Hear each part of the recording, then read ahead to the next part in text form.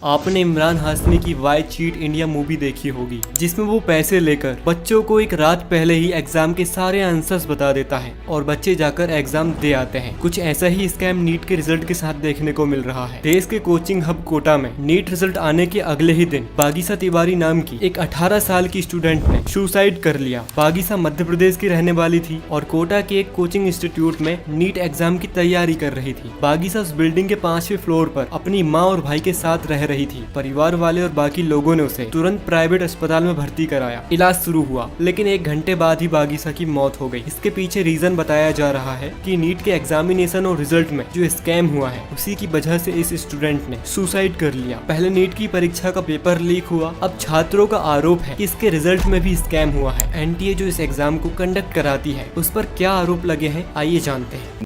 जब से नीट की शुरुआत हुई है, तब से पहली बार इतना हाई कट ऑफ गया है। इसके जवाब में एनटीए ने कहा है, नीट कट ऑफ कैंडिडेट्स की ओवरऑल परफॉर्मेंस पर निर्भर करती है। कट ऑफ बढ़ने का मतलब है कि परीक्षा कॉम्पिटिटिव थी और बच्चों ने बेहतर परफॉर्म किया। दूसरा आरोप, 719 और 718 नंबर कैसे मिले? नीट के टोटल मार्क्स 720 होते हैं। हर सवाल पर 4 नंबर होते हैं। गलत आंसर पर 1 अंक कटता है। अगर किसी स्टूडेंट ने सभी सवालों का सही जवाब दिया है तो उसे 720 में से 720 मिलेंगे, और अगर एक सवाल गलत हो गया है तो उसे 715 नंबर मिलने चाहिए थे, लेकिन 718 और 719 कैसे मिल सकता है? तीसरा आरोप, 6 नीट के टॉपर्स एक ही एग्जाम सेंटर से कैसे हैं? नीट टॉपर्स की लिस्ट में 6 कैंडिडेट्स का रोल नंबर सीरीज एक ही है, यानी उनका नीट का एग्जाम एक ही सेंटर में था। इनमें से 4 को 720, 1 को 719 और 1 को 718 नंबर मिले। आरोप लगे कि उस सेंटर में जरूर कुछ गड़बड़ी थी। चौथा आरोप, नीट पेपर लीक 2024। नीट के एग्जाम के दिन ही पेपर लीक की खबरें आने लगी थी। बिहार समेत अन्य राज्यों में भी जांच शुरू हो गई थी,